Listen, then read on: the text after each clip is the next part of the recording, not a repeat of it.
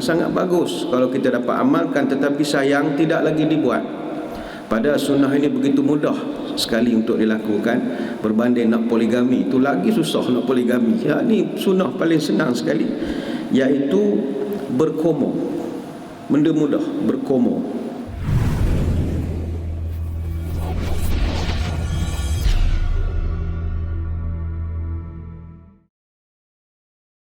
Kita masih pada bab yang pertama, iaitu bab taharah, dan kita masuk muka surat yang kedua, iaitu bab man madmada wastanshaqa min gharfatin wahidatin. Bab berkomo 3 kali dengan satu tapak tangan. Tuan-tuan sekalian, pada kesempatan minggu lalu kita ada bercerita tentang istinsyaq. Apa makna istinsyaq? Pasal memasukkan air ke dalam hidung. Dan kita dah pun didedahkan bagaimana hidung adalah pintu masuk utama udara ke saluran pernafasan. Setiap hari hidung kita ini dilalui oleh 10,000 hingga 15,000 liter udara, di mana setiap liter udara ini pula mengandungi berjuta-juta partikel. Dan kita telah jelaskan hikmahnya, barakahnya kita memasukkan air ke dalam hidung ini. Minggu ni insya-Allah kita akan melihat salah satu daripada sunnah Nabi SAW yang sangat bagus kalau kita dapat amalkan, tetapi sayang tidak lagi dibuat. Pada sunnah ini begitu mudah sekali untuk dilakukan, berbanding nak poligami itu lagi susah. Nak poligami ya, ni sunnah paling senang sekali, iaitu berkomo. Benda mudah, berkomo. Apa makna berkomo? Wal madmadatu an yaj'al ma' fi fihi wa yadiruhu fihi thumma yamujjuh. Komo ni dalam bahasa Arab dipanggil madmadah. Madmadah ini adalah perbuatan memasukkan air ke dalam mulut, putar-putarkan dia macam washing machine, dan kita mengeluarkan dia balik. Itu takrifan lah, semua orang sudah maklum. Sebab itu kalau kita mengikuti nasihat ataupun tips penjagaan oral oleh pakar-pakar perubatan, kita boleh dapati ada benarnya kenapa Nabi SAW melakukan perkara berkomo ini. Ada satu tulisan daripada Profesor Dr. Rahimah Abdul Kadir. Dia pengurusi Persekutuan Bebas Kaviti Masa Depan ataupun ACFF Malaysia. Dia banyak beri nasihat kepada masyarakat tentang tips penjagaan oral. Menarik untuk saya kongsikan tulisan beliau. Dia mengatakan bahawa tahukah kita terdapat 700 jenis kuman dan berjuta-juta bakteria yang sedang mengenyuk-enyuk dan berdenyut-denyut dalam mulut kita ini. Ni kita tak tahu. Ngak. Maka bahaya natijah sakit gigi pastinya takkan dapat kita elakkan apabila kita tidak berusaha untuk menjaga kebersihan gigi dan kebersihan mulut. Sebab itu kata dia ada 3 punca utama jangkitan pada bahagian oral, iaitu diklasifikasikan punca pertama kerana bakteria, yang kedua virus, yang ketiga kulat, fungi.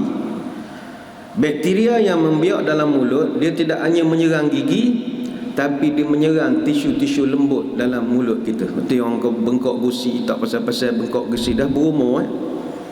Pertama, jangkitan bakteria. Kata dia kerosakan gigi ataupun karies gigi dan juga penyakit periodontium, penyakit gusi, adalah 2 jenis jangkitan bakteria yang merupakan aduan akut atau kronik dalam mulut manusia. Kebiasaannya, infeksi bakteria boleh menyebabkan berkumpulnya nanah pada kawasan yang dijangkiti. Jadi pertama, bakteria.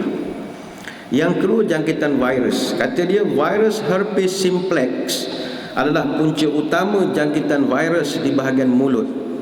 Dia menyebabkan jangkitan herpetik gingivostomatitis primer yang selalunya berlaku kepada kanak-kanak. Aduan utama ulcer mulut yang sakit dan boleh terjadi pada bahagian-bahagian mulut adalah kerana virus ulcer lah, ini budak-budak.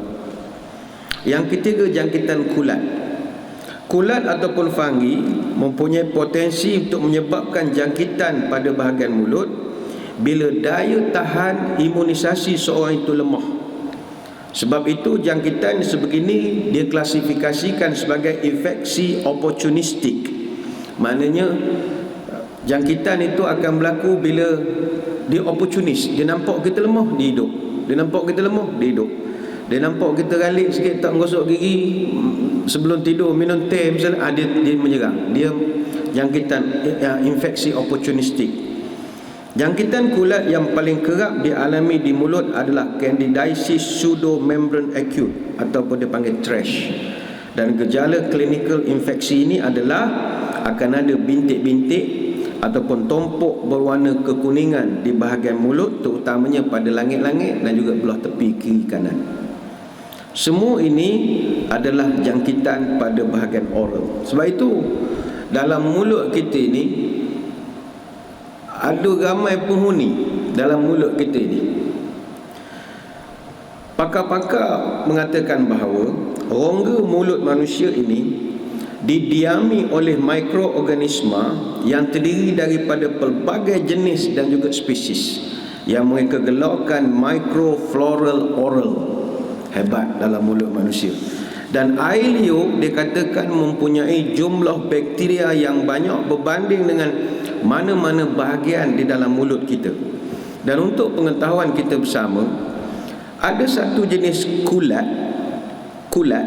dia mendominasi hampir 75% di dalam rongga mulut manusia ini. Kulat tersebut daripada spesies Candida. Candida albicans ini dia sejenis kulat daripada spesies Candida yang seringkali menyebabkan jangkitan pada bahagian mulut yang dikenal sebagai oral thrush ataupun candidiasis mulut. Dan hampir 95% daripada kes jangkitan candidiasis mulut adalah disebabkan oleh Candida albicans. Malahan Candida albicans ini boleh menjangkiti bahagian selain daripada rongga mulut, terutamanya bahagian esophagus ataupun oropharynx. Jadi kita janganlah risau sebab kehadiran kulat ini sebenarnya normal, terutama bagi orang yang sihat macam tuan-tuan perempuan. Tetapi bagi orang yang sistem imun dia lemah, ini masalah. Itu yang kerap sangat bengkak, gusi, sakit, macam-macam lah. Sebab itu pakar oral mengatakan kebersihan mulut tidak sewajarnya dipandang enteng oleh masyarakat.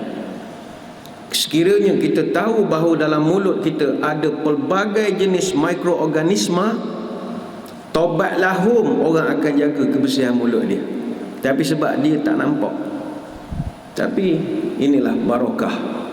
Nabi SAW mengajarkan salah satu tabiat yang kena ada pada kita, berkomor.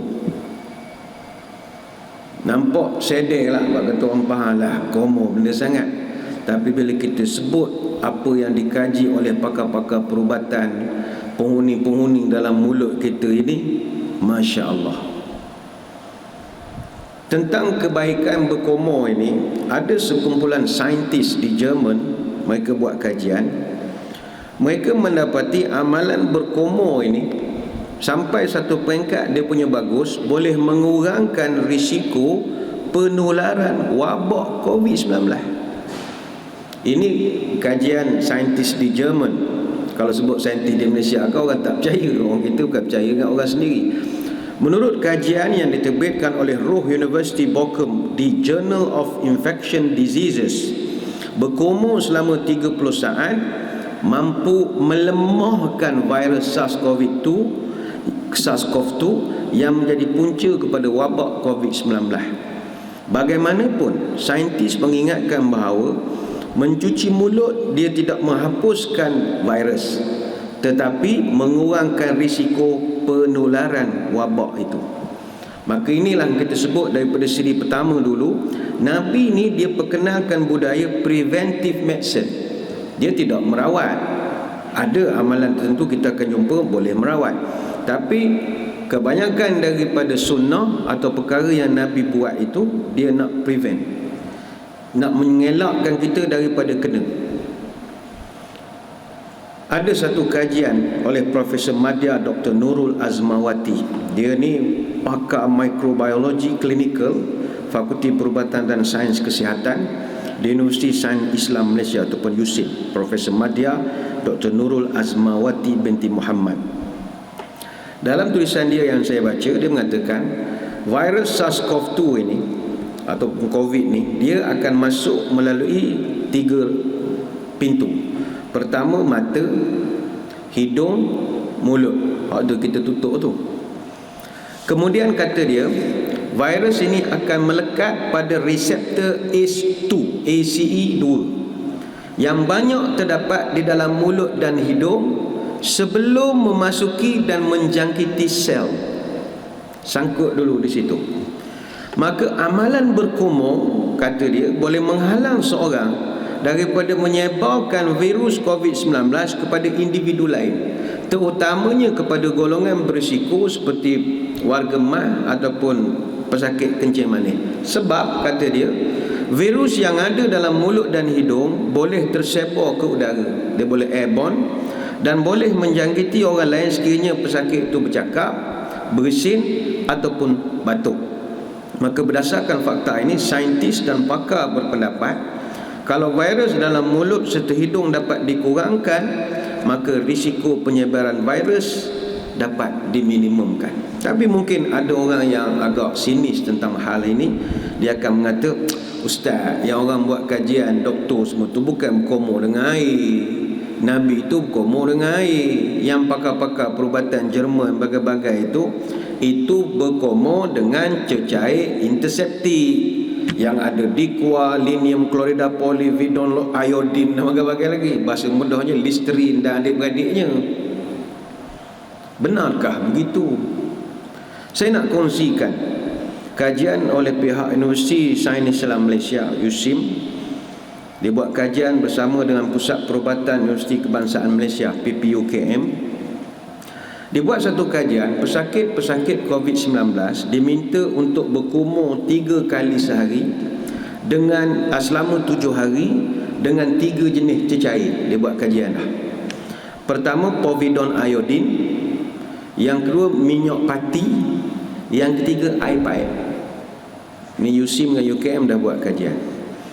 Jadi berdasarkan ujian tindak balas rantai polimerase ataupun PCR pada hari kelima, iaitu selepas 4 hari berkumur, ini findingnya menarik.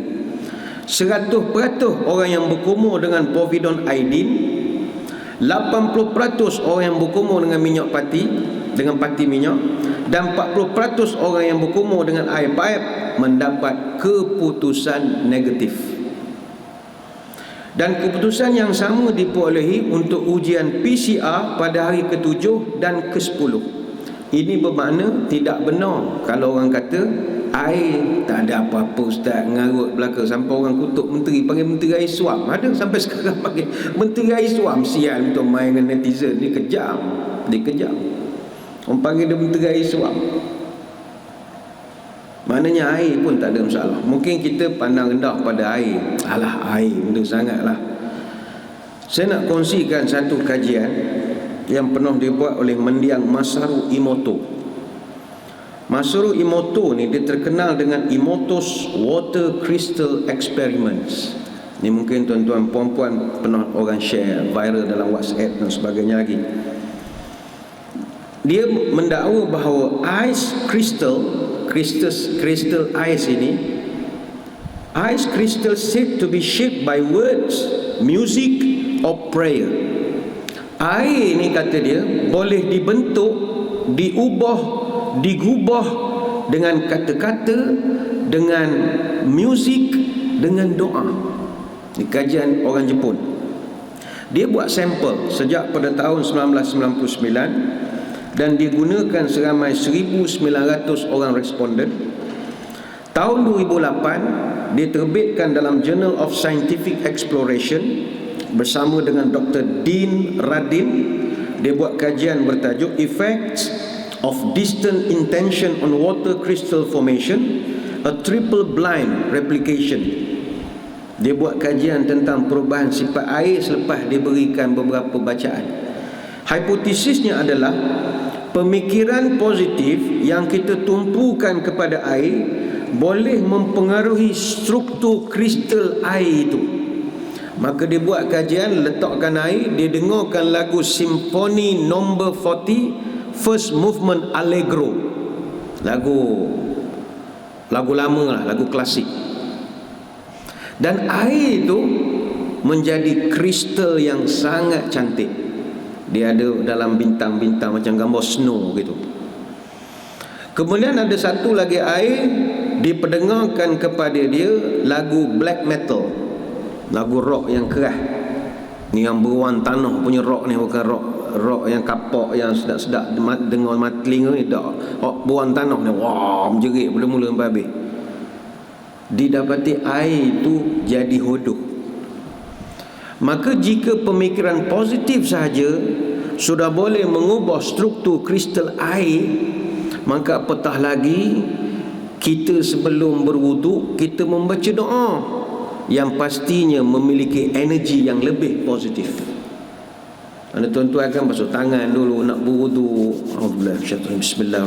Bismillah macam-macam ayat kita baca. Kan ada orang jumpa seronok nak ambil wuduk. Tak. Kita doa yang elok-elok. Bismillahirrahmanirrahim. Minimum bismillah. Kalau kita pula orang Melayu, dia punya niat sekampung dengar. Tak apa, benda sebut yang elok-elok. Lillahi ta'ala, bagai-bagai lagi. Kemudian dia masuk. Kemudian air itu sudah jadi kristal yang begitu cantik. Tapi manusia seperti biasa, dia akan jadi musuh kepada benda yang dia tak nampak. Itu sebablah orang dulu-dulu, bahkan sampai sekarang pun, orang kalau berasa tak sihat, berasa lain macam badan, pergi jumpa doktor, doktor kata tak ada sakit. Cara yang orang tua-tua ajar, awak cari air kolah 7 masjid. Apa sebab? Air kolah 7 masjid. Dulu kita mengarut pokok-pokok ni air kolah 7 masjid. Dah tua-tua ni baru kita faham. Sebab air kolah masjid ini hari-hari dengar Quran. Hari-hari imam semayang, mana suara tu ada echo, ada gema dia, kena pada air kolah. Ngaji lagi, tarhim macam-macam, Yasin malam Jumaat. Jadi keyakinan kita air kolah masjid ni mesti ada dia punya aura positif dia. Jadi kita pun ambil. Tapi nak nampak kesedap 7 masjid lah pun nampak sungguh sikit. Lepas tu tuan-tuan perempuan kalau berasa tak sedap badan, datang masjid, mandi. Dia ada rasa lain. Mandi, kita ada bilik mandi elok, tak ada. Mandi kita niat bukan nak mengambil kita khurafat apa, dah. Ya Allah, aku nak mengambil barakah daripada air yang ada dalam rumahmu ini. Sebab hari-hari Quran ada dengar, mudah-mudahan aku tidaklah syirik, tidak, tapi nak mengambil barakah. Bolehlah nanti datang ya. Kalau orang lain datang bawa sejadah, bawa tawar mandi, pelik pula. Kenapa bawa tawar mandi masjid?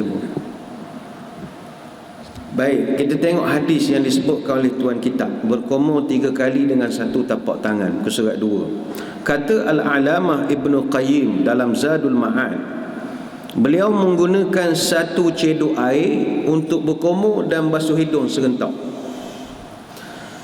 iaitu setengah cedok untuk mulut dan setengah cedok lagi untuk membasuh hidungnya.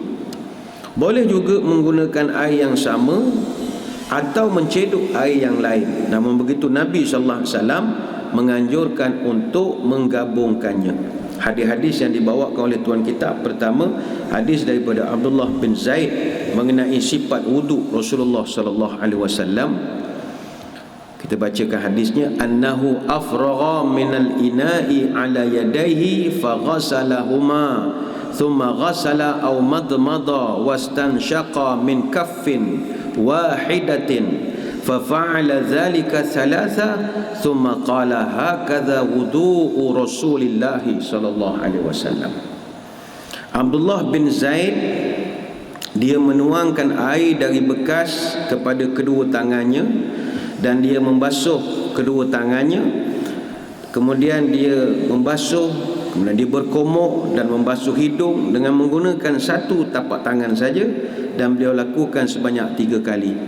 Kemudian kata Abdullah, beginilah hakaza wudu Rasulillah, inilah cara wuduknya baginda Nabi. Hadis riwayat Bukhari Muslim, Abu Daud dan Tirmizi. Maknanya kalau tuan-tuan puan nak buat, ambil saja air itu, bila masuk saja dalam mulut, sedut sikit, terus je naik ke atas hidung. Mana dalam satu bekas, bukanlah mulut dulu tak, dia sekali harum saja.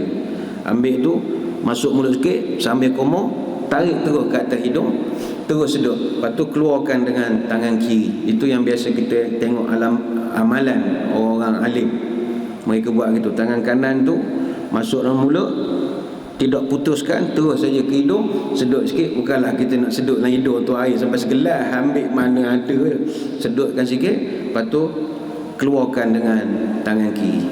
Itu yang biasa dilakukan. Kata Ibnu Hajar, hadis ini menunjukkan secara jelas untuk menggabungkan antara berkomor dan membasuh hidung sekali harum, sekaligus. Tidak putus khas untuk komor saja, lepas tu hidung saja. Mungkin ni pandangan kita lah, negara Arab air tak banyak jadi dia limited sangat. Kita mewah air ni pula ujung tahun lagi lah tak ada hairnya, dia komor dengan segelas air tak apa, guguk tak ada hal. Tapi ketika yang cara salafus salih itu caranya sekali harum. Menurut dia lagi, kata Ibn Hajar, hadis tersebut dijadikan dalil sunat menggabungkan antara berkomor dan membasuh hidung dengan satu cedok air sahaja. Menurut An-Nawawi pula, hadis ini dijadikan dalil oleh mazhab yang benar bahawa berkomor dan membasuh hidung adalah dengan 3 kali buat. Maknanya tuan-tuan basuh tangan, ambil komor, tarik hidung, preh keluarkan, masuk lagi 2 kali, 3 kali, preh keluarkan 3 kali lah. Pada setiap cedokan dia berkomor dan membasuh hidung sekaligus. Ini boleh rujuk dalam syarah Muslim dan juga Sunan At-Tirmizi. Kemudian ada hadis daripada Ibnu Abbas radhiyallahu anhu, katanya annahu tawaddaa faghasala wajhahu akhadha ghurfatan min ma'in famadmada biha wastanshaqa wa qala hakadha ra'aitu Rasulullah sallallahu alaihi wasallam yatawadda. Kata dia berwudu, dia membasuh mukanya dengan mengambil satu cedokan air, dia berkomor, terus dia masukkan ke dalam hidung, dan dia berkata, beginilah yang aku lihat Nabi SAW telah lakukan. Hadis riwayat Bukhari dan juga Ibnu Majah. Ini daripada Ibnu Abbas. Kata Ibnu Hajar, hadis ini menjadi dalil menggabungkan antara berkomor dan membasuh hidung dengan sekali cedokan. Ini boleh rujuk kitab Fathul Bari. Kemudian ada lagi satu hadis daripada Sayyidina Ali radhiyallahu anhu, dia berkata, anna Rasulullah sallallahu alaihi wasallam tawaddaa famadmada thalatha wastanshaqa thalatha min kaffin wahidin wa fi lafzin thumma tamadmada wastanthara thalatha yumadmidu wa yanthuru min al-kaffi alladhi ya'khudhu minhu al-ma'. Kata Sayyidina Ali, Nabi SAW berwudu dan berkomor 3 kali dan membasuh hidung 3 kali dari satu tapak tangan. Dalam riwayat yang lain disebutkan, kemudian baginda berkomor dan beristinsar 3 kali, baginda berkomor dan beristinsar daripada tapak tangan yang beliau gunakan untuk mengambil air itu. Cuma kata tuan kitab, ada satu peringatan penting. Terdapat satu hadis lain daripada Talhah bin Musharrif yang diambil riwayat daripada ayahnya ambil pada toki dia. Ada satu hadis bertentangan dengan beberapa hadis yang lain. Ra'aitu Rasulullah sallallahu alaihi wasallam yafsilu bainal madmanati wal istinsyaq. Pernah aku melihat Nabi memisahkan antara komor dengan masuk air ke hidung. Ada juga riwayat yang mengatakan demikian. Tetapi kata tuan kitab, hadis ini dhaif. Kerana ada 2 alasan yang akademik. Pertama, ni dari segi chain of narrator, dari segi rantaian perawinya. Laith bin Abi Sulaim, dia sendiri seorang yang lemah. Dan kedua, Musharrif iaitu ayah pada Talhah adalah perawi yang tidak dikenali, majhul. Maknanya orang tak berpecam sangat kalau dia bawa hadis. Jadi kita pakai apa yang disepakati dan yang disetujui oleh para ulama, kita gabungkan terus. Mana saudara-saudari, tuan-tuan perempuan, bismillah ke apa, basuh tangan gini. Jadi ambil saja air tu, masuk dalam mulut, tak payah putuskan, terus saja tarik ke hidung, tarik dan keluarkan dengan tangan kiri. Jangan keluarkan dengan tangan kanan, tangan kiri. Menurut Ibnu Hajar, hadis ini adalah hadis dhaif sebagaimana disebut dalam kitab Bulughul Maram, dan Ibnu Hajar dan Ibnu Mulqin mengutip dalam At-Talkhis Al-Habir dari Nawawi dalam Tahzibul Asma' wal Lughat. Menurut mereka, para ulama bersetuju dengan pendapat ini. Menurut Imam Ibn Qayyim dalam Zadul Ma'ad, tidak terdapat keterangan yang memisahkan antara berkomor dan memasukkan air dalam hidung dalam mana-mana hadis sahih. Hanya terdapat riwayat daripada Talhah, daripada tokinya, yang mana tokinya pun bukanlah salah seorang daripada sahabat Nabi. Jadi yang sahabat Nabi lebih nampak apa yang berlaku. Apa yang mustahak untuk kita membahaskan tentang memasukkan air ke hidung ataupun berkomor ini, perbahasan para ulama, isunya akan bangkit adalah berkenaan kita nak gabung ke atau kita nak pisahkan. Itu saja. Dan juga adakah kita nak gabungkan dalam keadaan putus ataupun bersambung secara terus menerus. Ini juga ada perbahasan. Imam Asy-Syafi'i dalam hal ini, dia ada dua pendapat, dua qaul dalam perkara ini. Pendapat pertama terdapat dalam kitab Al-Um dengan perawi Ismail bin Yahya Al-Muzani. Beliau menyatakan sunat melakukan mahmadah dan juga istinsyaq. Sunat kita komor dan masuk air ke hidung dengan combinekan sekali. Ini kerana terdapat riwayat daripada Sayyidina Ali bin Abi Talib, sebagaimana hadis yang kita bacakan tadi, fatamadmada ma'al istinsyaq bima'in wahid. Nabi berkomor dan terus hirup ke hidung dengan air yang sama. Yang kedua, pendapat yang kedua dalam mazhab Syafi'i diriwayatkan oleh murid Imam Syafi'i juga yang bernama Yusuf bin Yahya Al-Buwaiti dalam kitab Mukhtasar Al-Buwaiti, yang mana beliau menyatakan sunat melakukan kedua-duanya itu dengan terpisah. Menurut Imam Al-Mahamili, pendapat kedua ini yang lebih sahih. Ini pandangan di kalangan para ulama. Ini kerana selain lebih nampak higien dan membersihkan, ini juga kerana terdapat riwayat daripada Talhah bin Musharrif sebagaimana diriwayatkan oleh Abu Daud, yang mana Ka'ab bin Amru berkata, ra'aitu Rasulullah sallallahu alaihi wasallam yafsilu bainal madmadati wal istinsyaq. Aku melihat Nabi memisahkan antara komor dan juga memasukkan air ke dalam hidung. Bagaimana perbahasan ulama mazhab Syafi'i? Ini ada perbahasan. Pertama, menurut Abu Hamid Al-Isfiraini, cara menggabungkannya adalah dengan mengambil satu cedok air dengan tangan, kemudian dengan satu cedokan itu masuklah ke dalam mulut berkomor-komor 3 kali dan istinsyak 3 kali. Mana mulakan dengan madmadah, iaitu kita berkomor dulu baru istinsyak. Kata Imam Al-Qadi Abu Hamid Al-Marwaruzi dan juga Abu Ya'qub Al-Abiwardi, cara menggabungkannya adalah dengan 3 kali pengambilan air, dan setiap pengambilan air adalah untuk mahmadah, kemudian ambil lagi pula untuk istinsyak. Mana gabungkannya dengan 3 kali ambil air jugalah. Mulakan dengan komor dulu. Ada timbul persoalan, kalau nak asingkan macam mana? Baik, kata Abu Hamid Al-Isfirani, cara mengasingkannya adalah dengan 2 kali mengambil atau mencedok air. 1 cedok untuk mahmadah atau komor 3 kali, dan 1 cedok lagi untuk masuk air ke hidung 3 kali. Itu satu kaedah. Kata Abu Hamid Al-Marwaruzi dan Abu Ya'qub Al-Abiwardi, cara memisahkannya adalah dengan 6 kali mencedok air. 3 cedok untuk komor 3 kali, dan 3 cedok lagi untuk masukkan air ke hidung 3 kali. Tapi tuan-tuan puan-puan tak usahlah pening, buat je lah. Mana orang teringat ni kan temenung lama kat Batam Paik. Berapa aku tak ingat berapa ustaz kamu tu. Asal ke komor sudah.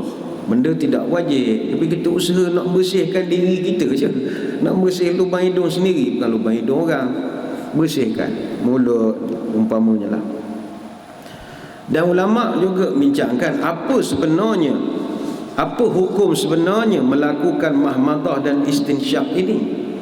Dalam kitab Bidayatul Mujtahid karya Ibn Rushd Al-Hafidh dengan ta'liq daripada Dr. Abdullah Al-Abbadi, disebutkan ada 3 pendapat ulama tentang perkara ini.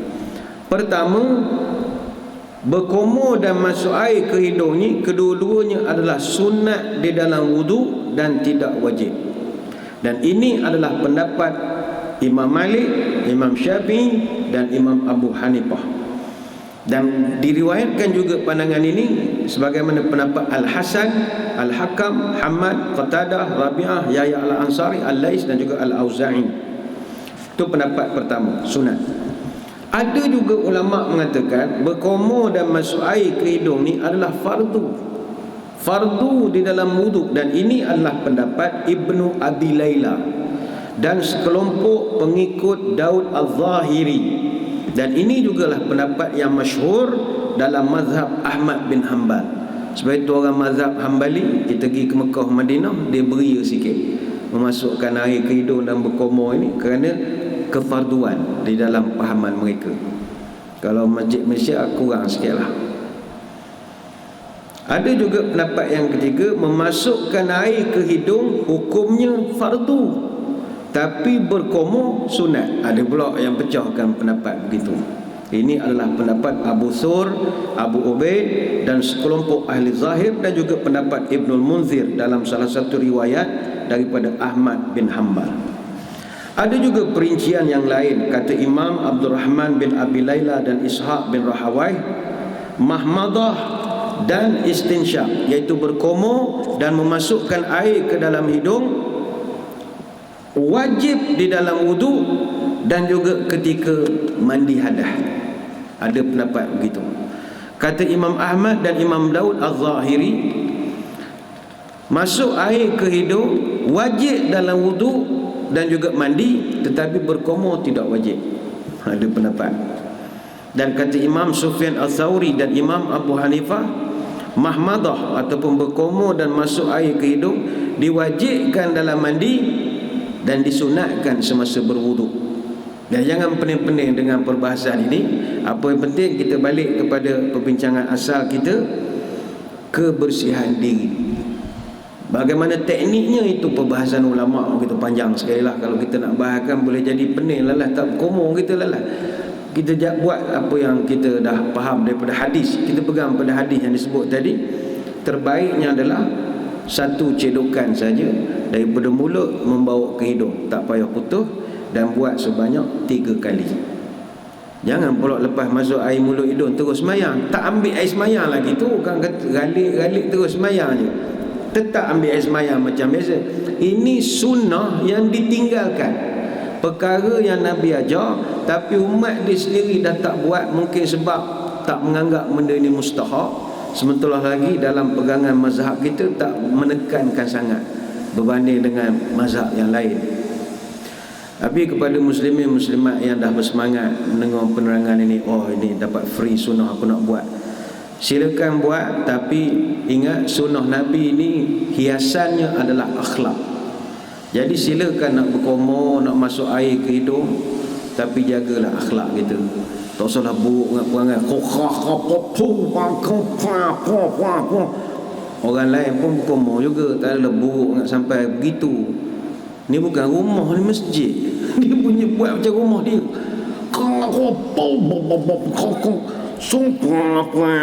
Usahlah orang lain sebelum menyebelah, kita datang masjid ni nak ibadat tenang-tenang, sambil dengar kau kat tempat air semayang, sumbat tempat air semayang sambil kau. Usahlah begitu. Ni bukan nak ngorek tekak sampai ENT operation prosedur betul. Buat dalam keadaan berakhlak. Sebagaimana kita berkumur di tempat-tempat yang orang formal, kita takkan nak buat bising sangat. Jadi biasa-biasa saja. Tetapi ada perbahasan ulama mesti dibuat bersungguh-sungguh. Mana masuk tu memang kena bersungguh-sungguh lah, bukannya manja-manja. Tak, memang kena bersungguh betul. Tapi janganlah bersungguh sampai awak buat macam rumah sendiri. Tak boleh. Masjid jaga adabnya. Macam kita masjid negeri, tahanlah tempat wuduk jauh. Kalau masjid Korea taman perumahan, tempat wuduk sebelah orang sembahyang. Padan dengar dia nak beranak, perampung. Jadi jaga kita punya akhlak, sebab sunnah Nabi ni yang mustahab adalah akhlak. Kita sepatutnya boleh pindah saja kepada bab yang kedua, iaitu pelbagai sunnah yang berkaitan dengan junub, iaitu mandi wajib ini. Tapi saya ingat yang ini kita anjak ke minggu hadapan, insya-Allah, sebab perbahasannya juga agak menarik untuk kita bincangkan. Kerana mandi junub ini adalah menjadi amalan orang-orang dewasa atas pelbagai sebab. Maka wajar kalau kita tambah lagi nilai di dalam mandi wajib itu dengan melakukan beberapa sunnah yang kita mungkin tak tahu. Oh, Nabi buat begitu, oh, Nabi buat begini. Jadi kalau dapat kita buat, boleh menambah nilai, value added lah kepada ibadat mandi wajib kita nanti. Jadi saya ingat ini kita anjakkan ke minggu hadapan. Dan saya kira untuk edisi kita kali ini kita berhenti dulu setakat sini. Sebab kalau puan-puan, tuan-tuan tak berkitab pun susah juga kita nak membahaskan beberapa perkara. Tapi seperti yang telah disebutkan oleh Rustia kita tadi, Pusat Kutipan Zakat, jadi nanti sila maklumkan kepada Rustia untuk mereka berusaha mendapatkan buku ni untuk tuan-tuan puan-puan. Atas apa cara lah mereka akan usahakan. Saya kira sekadar itu untuk makluman. Esok kita akan ada kuliah subuh khas di Masjid Negeri Sultan Ahmad 1 kepada muslimin muslimat dan mengikuti siaran kita yang ada ke lapangan. Sebab sekarang kita Masjid Negeri, kita tengah buat qiraat subuh. Pagi tadi kita buat qiraat daripada riwayat Imam Nafi', daripada Nafi' riwayat daripada Imam Qalun. Jadi ada orang yang bertanya, Qalun ni apa? Nafi' ni siapa? Imam Qalun ni tugas masjid mana? Ni bukan imam tugas masjid mana-mana. Imam Qalun ni semua ulama-ulama qiraat. Ulama qiraat. Jadi ada yang tak berapa jelas. Kenapa imam ni baca tak betul? Ar-Rahmanir Rahim, Maliki Yaumiddin. Ada mana angki kanan? Ngapa imam pendek pula dah? Jadi hari esok kita akan jemput Al-Fadhil Tuan Haji Muhammad Khalil wa Muhammad Zari Al-Hafiz. Dia CEO di Mahat Tahfiz Negeri Pahang. Lepas pada kita semayang subuh esok, kita guna qiraat lagi esok. Lepas semayang, Tuan Haji Khalid akan terangkan pula pada kita pengenalan ilmu qiraat, sejarah dia, macam mana Nabi sallallahu alaihi wasallam dia boleh benarkan orang baca bunyi macam-macam ni. Nanti akan diterangkan. Jadi pada yang berkesempatan, jangan lupa selepas subuh esok pun cuti, saya dipahamkan. Jadi bolehlah kita melapangkan diri datang pada hari esok. Saya kira sekadar itu kita habiskan pengajian kita pada hari ini. Saya mengucapkan ribuan terima kasih di atas kehadiran. Mohon maaf sebarang kekurangan. Moga-moga kita dapat bertemu pada lain-lain kesempatan. Sebelum berpisah, marilah kita menadah tangan berdoa. Moga majlis kita ini sama-sama diberkati oleh Ilahi. A'udzu billahi minasyaitonir rajim. Bismillahirrahmanirrahim. Allahumma shalli ala sayyidina Muhammadin salatan tukhrijna biha min zulumatil wahmi. Allahumma in kana rizqina fis samai fa anzilhu wa in kana fil ardi fa akhrijhu wa in kana mu'siran fayassirhu wa in kana haraman fatahhirhu wa in kana ba'idan faqarribhu bihaqqi duhaika wa bahaika wa jamalika wa quwwatika wa qudratik. Atina ma ataita ibadika salihin. Ya Allah, jika rezeki kami masih di langit, turunkanlah. Kalau di bumi, keluarkanlah. Kalau susah, permudahkanlah. Kalau haram, sucikanlah. Kalau jauh, dekatkanlah. Berkat waktu duhamu, berkat kecantikanmu, berkat keindahanmu, kekuatanmu, kekuasaanmu, limpahkan pada kami segala yang telah engkau limpahkan kepada hamba-Mu yang soleh. Subhanakallahumma wa bihamdika nashhadu an la ilaha illa anta nastaghfiruka wa natubu ilaik. Wa sallallahu ala sayyidina Muhammadin wa ala alihi wa sahbihi wa baraka wa sallam. Walhamdulillahi rabbil alamin. Assalamualaikum warahmatullahi wabarakatuh. Wallahu a'lam.